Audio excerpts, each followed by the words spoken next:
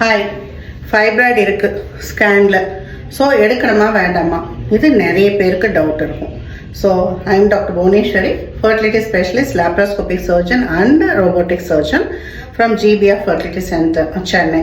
So நிறைய பேர் ஒரு ஸ்கேன் மாஸ்டர் செக்அப் பண்ணியிருப்பாங்க, இல்லைன்னா அவங்களே ஒரு ஸ்கேன் ரொட்டீனாக பண்ணணுன்றதுக்காக ஒரு பெயின் இருந்தது, வேறு ஏதோ ஒரு வயிற்று வலிக்காக போயிருப்பாங்க. ஸோ ஃபைப்ராய்டு ஒரு இடத்துல 2 சென்டிமீட்டர் 1 சென்டிமீட்டர் இருக்கும்.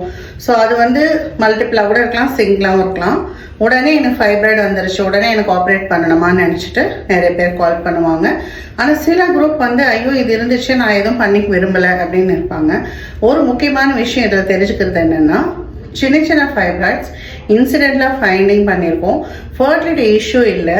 நமக்கு இது சிம்டம்ஸ், பெயினோ ப்ளீடிங்கோ ப்ராப்ளம் தொந்தரவு கொடுக்கலன்னா ஒன்றுமே பண்ண தேவையில்லை. சில சமயம் மாஸ்டர் செக்அப் போகிறேன்னு கார்பரேட் ஹாஸ்பிட்டலில் போயிட்டு 1 சென்டிமீட்டர் 2 சென்டிமீட்டர் வெளியில் வர ஃபைப்ராய்டுக்கெல்லாம் போய் ஆப்ரேட் பண்ணிட்டு வரதை பார்க்குறோம்.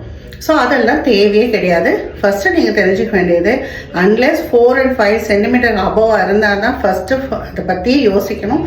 ரெண்டாவது, அது சிம்டம்ஸ் கொடுத்தா மட்டும்தான் உங்களுக்கு ட்ரீட்மெண்ட் போகணும்.